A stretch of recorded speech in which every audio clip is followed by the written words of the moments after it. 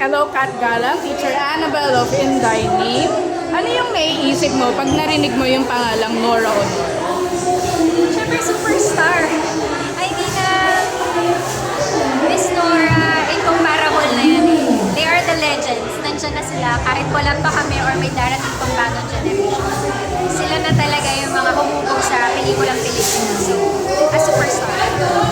May upcoming film siya na kontrabida na medyo parang kontrabida yung role niya na I think similar sa Mananambal kasi parang medyo kontrabida siya doon. So what do you think of her kontrabida era?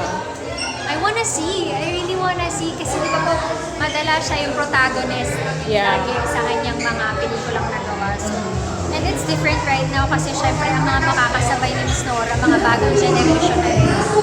And I wanna see the dynamics kung paano niya ibibigay this time yung pagkakot.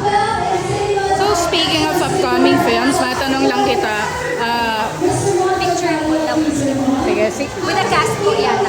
si Kim Chiu and Paolo Abilino may upcoming film din. Sino yung, ano yung tingin mo sa kanila? I'm a fan of Kim Chiu Paolo.